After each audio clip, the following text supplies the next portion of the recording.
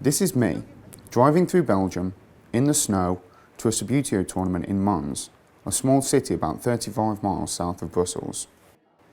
Here I am again, at the Subbuteo World Cup at the Etihad Stadium, home of Manchester City Football Club.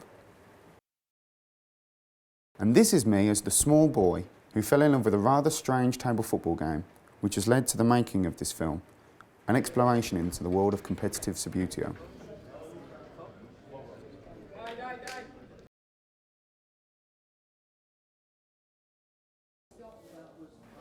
But what is Subbuteo? Well, Subbuteo is a table football game invented in England in 1946 by this man, Peter Adolph. Designed to replicate association football, by the time England had won the World Cup in 1966, Subbuteo had become a nationwide sensation. Your two favourite teams fighting it out. They play whenever you arrange a cup tie, in your own home, every day. And who's the winner? Subbuteo table soccer every time. One of the earliest attractions of the game was that it was available with a range of accessories and figures, replicating the most famous footballing teams of the day. This meant that players could create their own collection and play as their favourite teams. The rules of Subbuteo were those of football adapted to the miniature game, the basic idea being that two opposing players flick small figures in order to move the ball around the pitch, with each one trying to score more goals than their opponent. My earliest memories of Subbuteo are as a child, when my uncle gave me his set from the 1960s. I spent countless hours playing the game with family and friends, but lacking the patience necessary to master the game, I gradually lost interest in Subbuteo, and it seems that I wasn't alone. The Subbuteo World Football League. By the end of the 1990s, the popularity of Subbuteo was at an all-time low. It seemed that the game was dying out across the UK, and that mine would be the final generation of children to play Subbuteo. Pulled from the shelves in 2000, Subbuteo was largely replaced by video games, and sales were relegated to the internet, where the game was only available from existing collectors or specialist sites. In a sense, Subbuteo went underground. It became a hobby cast out to the periphery of modern culture. It may even have vanished completely had it not been for a small group of die-hard players from across Europe, who continued to compete against each other, just as they did throughout the peak of Subbuteo's popularity.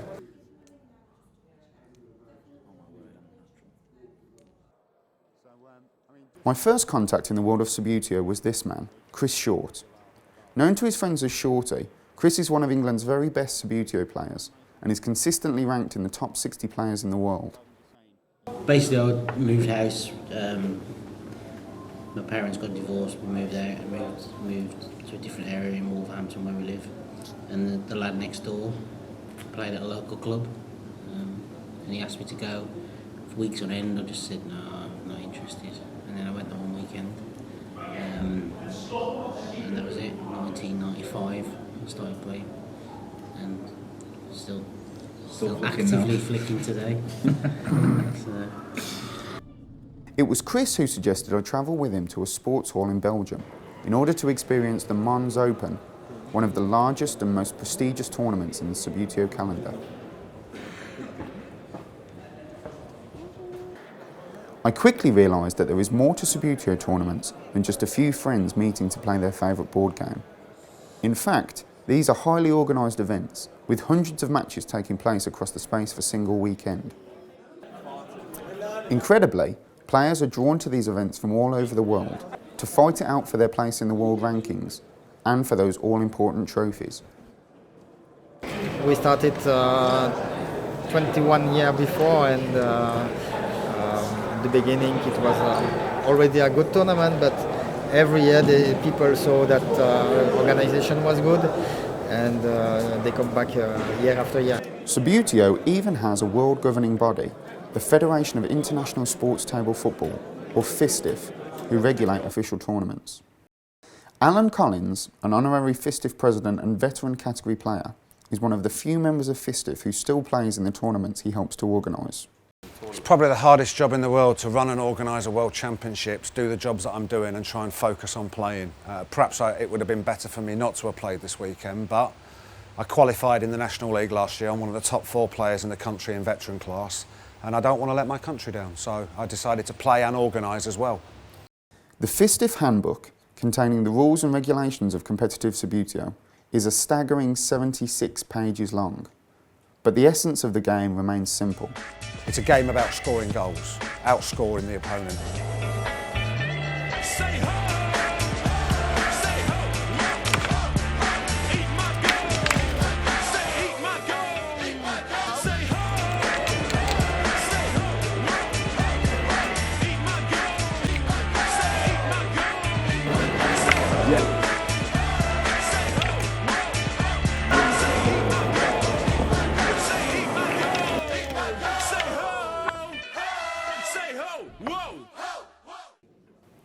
You may be wondering, as I did at the beginning of this project, why grown men would go to such lengths to play with a game designed for children.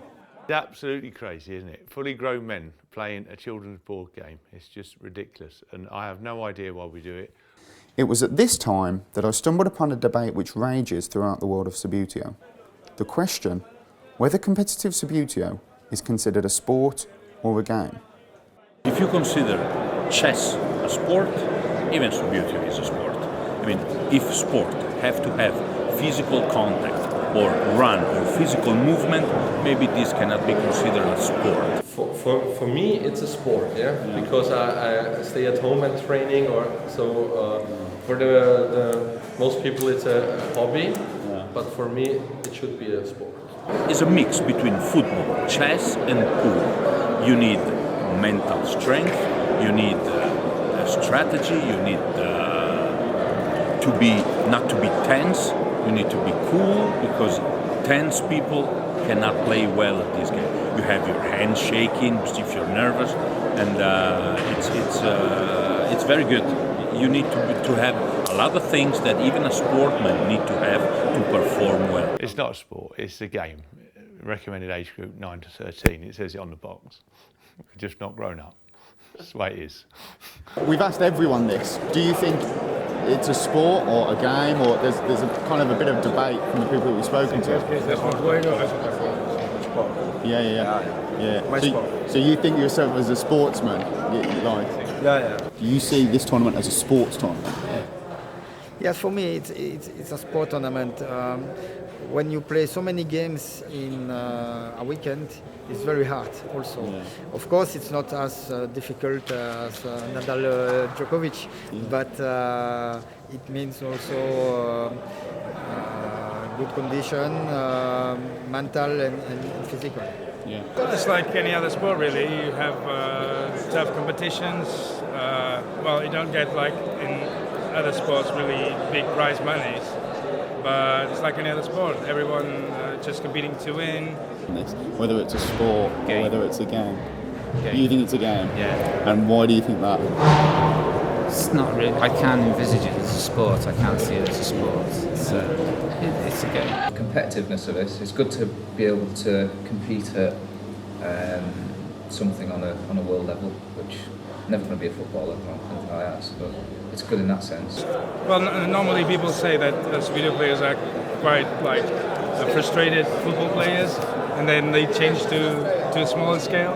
But actually, it's like any other sport, and it's fun to hang out with the guys, because it's like a huge family actually. Yeah. Depends what you class as a sport. I would class a sport as a physical sort of game, which has got a sort of mental aspect to it as well. So I consider darts to be a sport. You know, I can understand people who say it's not a sport because it's not really strenuous, physical sort of game. But it still must be tiring. Not in the same way. It's more mentally tiring. Yeah. You know, it involves training and practicing. You have really to learn this game. It's not just about a game. You have this game, you read the rules, and then you can play it. It's you have to practice about 2 years, and you could never stop practice because you're never so good. You can say so now I'm the best. That never happens, and that's also what the sport is for me. It's you have really to want it, and you have to train really often. Well, let's take computer games. Let's take FIFA, the FIFA franchise. They have a World Championships every year where one player online from each country qualifies in his living room, on his sofa, not exercising, pressing buttons. Would you call that sport? No, I wouldn't call that a sport. We're athletic, we're moving around a pitch, we're sweating, we're perspiring, we're feeling the pressure, we've got a proper referee controlling the game, something you don't get with a computer. It's an athletic sport. We have to train, you have to be physically fit. You can't be 55 stone and overweight to participate in Subbuteo. I've had 2 years of recovery from being very, very ill. I've got osteoarthritis, I'm fully registered disabled, and I'm here for my country. You know, I play in the veteran category, and if they ask me to play again next year, I will play for my country. I will never let my country down. Playing for my country is just as good for me as it was for David Beckham. I've got 40 England caps now. David Beckham's got 100, but it's the same thing. I represent 3 Lions. I represent 76 million people when I go on that Subbuteo pitch for England. So it's a lot of pressure. Yes. You feel that? You feel it. You feel it. I'm in England now. I'm at home. I've got the press and media with us. We've got 150 to 200 spectators watching all the games inside there. You can feel the tension and the pressure. The English people want us to win. It's time that we won at Subbuteo because we invented the game and sport as well, so it is time. Okay. As you know, we are sports and we work for that. That's why I will ask 2 guys to read a small text and to give you a big message for the matches coming tomorrow and the 2 days coming. Gentlemen, please, just a word. Done the music. In the name of all the nations and players, I promise that we shall take part in the World Cup sport table football, respecting and abiding by the rules which govern them, and in the name of true spirit of sport and for the glory of our sport and the honour of our nations. Thanks a lot. Coming back to the opening ceremony, there was a moment where there were 2 small children, 2 small boys that came up and read a kind of passage. What was that, and what was the intention? We are recognised by sport by 4 international Olympic committees around the world: Spain, Portugal, Malta and Italy. And last year we were in Palermo, and the Italian board of directors from the Conti, the International Olympic Committee, decided it was time that we as a sport had our own faith reading, like they do for the Olympic Games, give a pledge, a sports pledge for the players. So we took that on last year, and we will continue to do that for the next 20 years. It's something that's been given to us and written for us by the IOC. And could you just kind of explain the essence of the message? The essence of the message is for players to be fair. There's no racism in our sport. We accept any race, colour, creed to play in our sport, male and female. And we're trying to get a message across to the children that's been lacking for 20 years that play with us. To be more friendly, to be more sporting, and to respect the rules at all times. We've had some problems in the last 12 months with players doing some things they wish they'd never done. We have, just like FIFA now, we have a DC commission set up to deal with any discipline, any drunken disorderly. We're drug-free as a sport as well. Yet despite this message of fair play, Subbuteo tournaments, like any other sporting events, have their moments of high passion and confrontation. Bubbles hard. Yeah. Come on, David.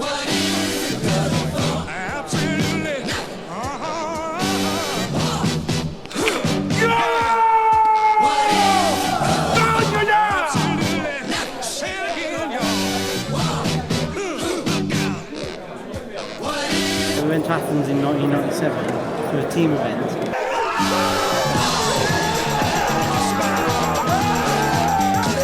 During the quarterfinals of the veteran category on Sunday,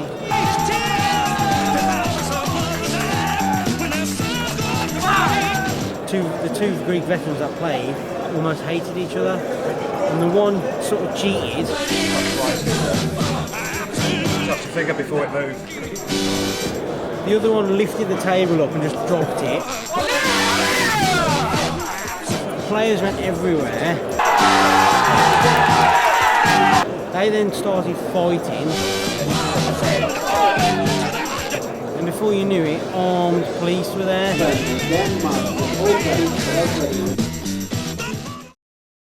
Much like any other sport of the modern era, Subbuteo has its star players, and none more so than Carlos Flores, who is currently ranked as the best player in the world. The enigmatic Spaniard is extraordinarily focused, but known to erupt in moments of extreme joy or frustration. And I met Carlos, and he was the Spanish youth champion then, and that would have been 2002. It was really intense and pretty much full-time, you know, he's very driven. What makes a good player? What does it take to become a good player in Subbuteo? ¿Entrenar? ¿Qué cosas haces? Sí, eso. Ah, pero ¿qué hago yo en mi vida? No, ¿qué cosas hace para ser un buen jugador? Entrenar, seguramente. Y ganar. Practicing and winning. So I would say Carlos is he's a really good person. I've never had any problems with him, but he's a phenomenal player. I mean, it's a bit. When you went to describe him, he's like a machine. One of the things I noticed quite quickly was the tendency for Subbuteo players to loudly celebrate their goals. I wondered whether this was a tactical manoeuvre designed to intimidate their opponents.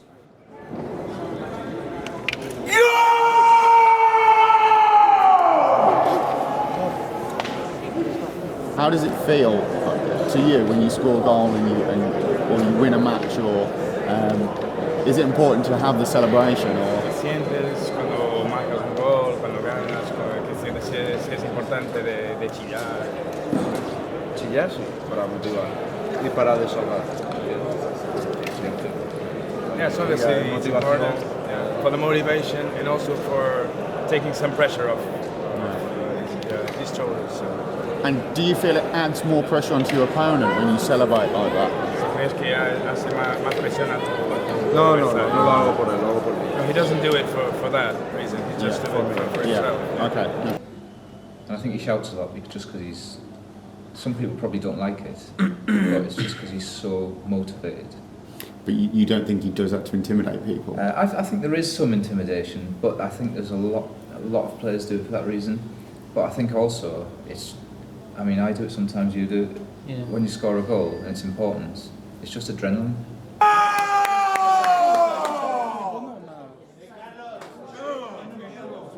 He's just celebrating what he's achieved, isn't he, really? Probably looks a bit over the top.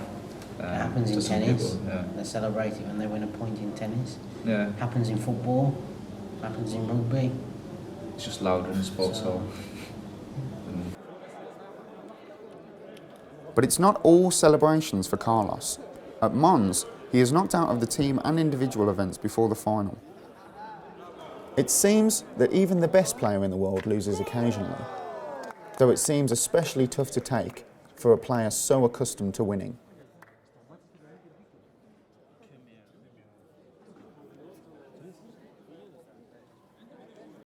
Whilst researching this film, I was particularly struck by the story of another controversial figure, that of Englishman Casper Bennett. Casper, being somewhat of a maverick in the world of competitive Subbuteo, was disciplined as a result of his behaviour at the 2011 Subbuteo World Cup held in Palermo, Italy. He was given a 12-month ban by the English Sports Table Football Association, or ESTFA, which was upheld by FISTIF. Yeah!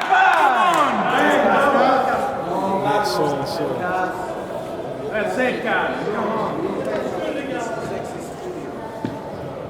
I was banned from the ESTFA, and FISTIF decided to mirror that ban because basically it's really complicated. But the England team was me, Chris Thomas, and two veterans, and basically, with all due respect, we had no chance of winning. The two veterans weren't good enough to make us win. So, I mean, personally, if I don't think there's a chance of winning, I'm just not really that interested in playing. He was picked for the England squad, and obviously the controversy was he played individuals. He didn't believe that England had a chance of doing really well in the team event, and so he didn't put as much into it as perhaps he should, and obviously didn't turn up. So after losing, am I right in saying that after you lost the individual, that was when the weekend was a complete bust for you? Do you know what I mean? Yeah, to be honest with you, yeah. To clarify, each Subbuteo tournament is split into 2 days. One day is dedicated to individual competition, whilst the other hosts the team event, in which 4 players from each team play at the same time, with the team that wins the most games winning the tie. Casper is a young man, he's enjoying life at the moment. Casper Bennett is probably the finest table football player in the whole of the UK.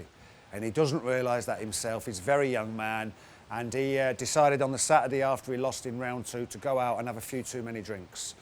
By 1 o'clock in the afternoon, the England team that I was playing in had already lost, and we were out of the tournament because Casper wasn't with us, and he should have been with us at 9 o'clock in the morning. Casper then became very, very abusive because he wasn't allowed to play in front of the Italian board of directors, in front of my board of directors, and also in front of the Conti, the sponsors for last year's event. As far as I'm concerned, it was a sorry episode, a small outburst from a young man that didn't really mean much harm. That's why Casper had a 6-month ban and a fine. But I knew he'd been banned. I didn't know why he'd been banned. I'd imagine he didn't turn up. He probably got pissed and didn't referee, and it's like pretty much part of the course. So, you know, if they're going to try and make it more professional and more serious, someone's got to run it, someone's got to organise it, and there has to be rules. And because Casper's probably, you know, he's one of the top 2 players we've got, he shouldn't be exempt from that, really. I'm the sort of person that when you know, things like that happen to me, it's all a bit much, so I just go straight for the bar, so I went for a drink. And then just carried on. I knew it was disrespectful to the other guys, so I actually did say to them all, do you want me to stop drinking, when we were at the bar and they were going home. I knew, you know, things were progressing in a good way, or in a bad way, whichever way you look at it. But they actually didn't tell me to stop drinking. They said, no, carry on, but make sure you turn up in the morning. So that was what I intended to do, but it wasn't possible. Couldn't get up I wasn't up in the morning. Basically, I was unconscious. When I compared it to drugs bans, which footballers had for like performance-enhancing drugs, where they were getting 3-month bans, and then you could say, well, not getting out of bed, performance-enhancing drugs, you know, work it out. Why?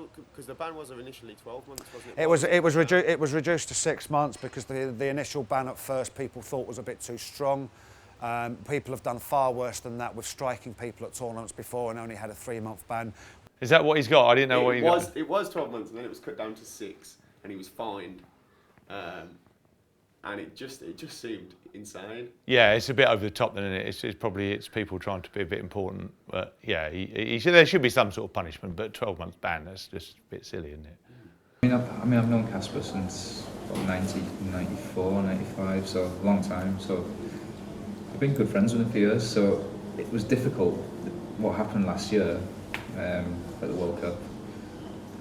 But we've not fallen out about it or anything. It was just, I think he accepts on his part. It was a bit of bad behaviour from him, and he was punished for it. And I think the punishment was it was taken out of hand by fistifery, wasn't it? In all the years I've been doing it, whenever we've been abroad, we've always, you know, been out and partied a bit too hard. And Casper is certainly, he's not breaking the mould, shall I say. Despite some calls that Casper had been treated harshly, Shorty revealed his views on the incident during our trip to Mons, just 5 months before they would play as teammates at the 2012 World Cup. Well, as a player, he's a good player, but as a person, he's got a very arrogant, selfish attitude. It's all about him. If you asked him if he prefers to play for an individual tournament, which is all about him winning, I think he would say he prefers that to playing a team event for his country. Evidence shows that with the way he behaved at the World Cup. Well, if you gave me the choice of winning the Team World Cup or the Individual World Cup,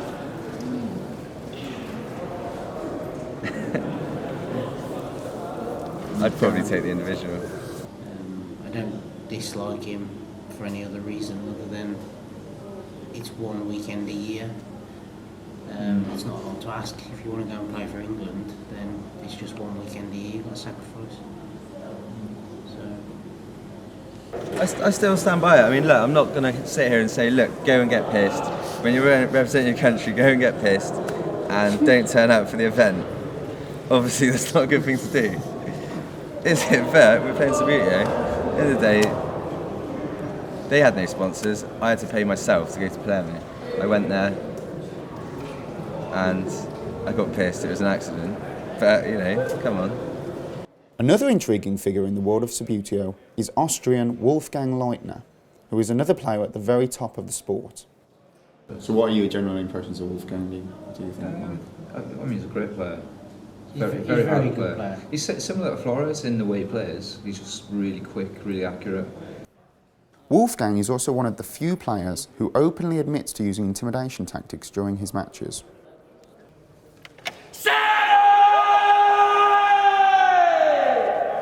Do you think you use any techniques like celebrations to kind of intimidate your opponent?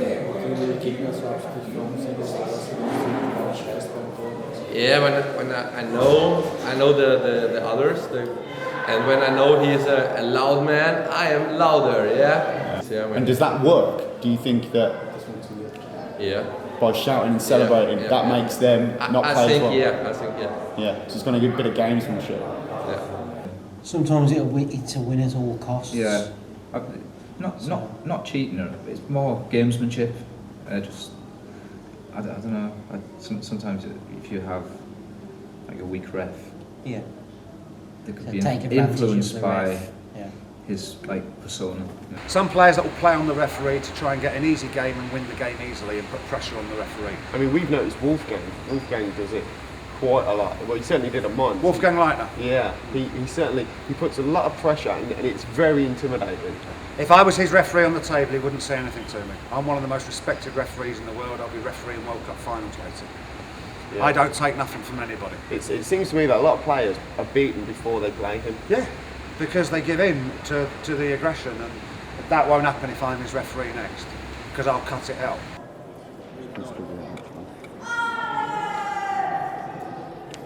Quite bizarrely, during our filming, Hasbro announced that they would be relaunching Subbuteo across the UK, and I managed to get a quick interview with Hasbro representative Mark Watson. Well, we took a decision at Hasbro. Obviously, Hasbro started making the product about nearly up to 5-10 years ago now, so we looked at an opportunity to relaunch the whole brand, and that includes the game, the teams, and also potentially next year we'll be moving into other categories of licensing. So you'll see different books and t-shirts and other gift products. 2012 was a key year with the European Championships, so it's very much a summer of football, so that was our key launch date into the market in April, and obviously the game has pretty much been listed by all the top retailers. It's on Amazon already, and will continue to build sales through the Christmas, which clearly will be the main product sort of selling time for board games, so sales will increase. Fantastic opportunity to also link in with the Festive World Soccer Tournament here, being held at Manchester City. So it's great to actually have a UK tournament this year, having been held in Palermo last year. So it's really a good opportunity to work and work alongside all of the professional players and all the key, obviously, specialists in table soccer and reintroduce Subbuteo into the market. Consequently, the popularity of Subbuteo as a toy for children can only increase within the UK. Yet it seems that the development of competitive Subbuteo can only be achieved through a resolution of its identity crisis. Personally, whether as a sport or a game, I believe that Subbuteo clearly has a positive effect on those who take part in these tournaments.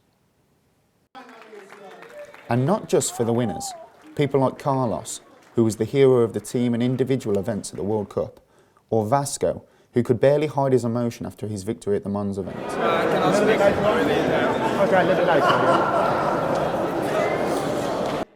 Subbuteo tournaments also function as social events, where different nationalities meet and form lasting friendships, not unlike many other international sporting events. And the social side of it, because we get to go to lots of different countries, meet different people, and it's a good laugh, it's good fun.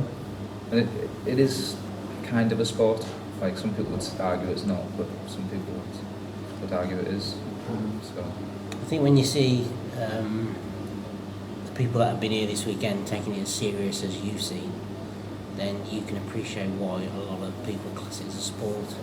Okay, so you would say, like kind of any other sport, this is something that brings people together. Yes. And the rivalries out in there on... Tonight they will be in the hotels drinking and eating together. We have 180 players in the hotel just around the corner. It's Italy, Germany, France, Switzerland, England. We'll all be eating tonight, laughing and joking, and if someone beat you 5-0 on the table, you'll be buying him a pint tonight. There's a lot of camaraderie with Subbuteo. It also seems that Subbuteo can still prove to be pretty addictive, with even myself and the crew frequently sneaking off for a quick game.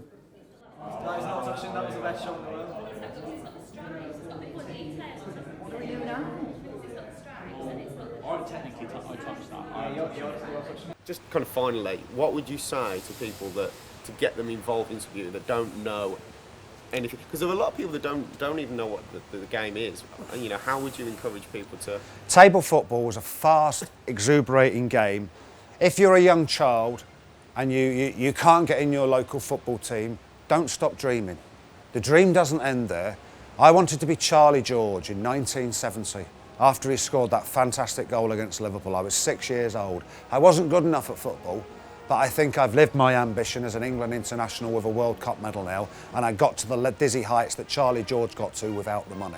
I've played for my country. I tell children out there now, if you love football and you truly love football, but you can't be a great football player, don't give up hope. We have table football. You might not have a right foot or a left foot, but you might have a right index finger or a left index finger.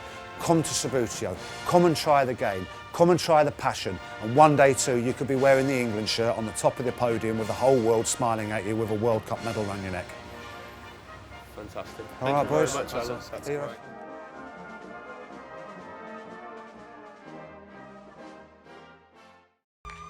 Hello, my chum, it's me and I'm banging on your door. And it's been far too long since we sat the leaves alight down on the floor. I've returned for a while to the concrete that once claimed my knees. And the stones my hands owned as I sent them toward windows and trees. Towering trees, towering trees.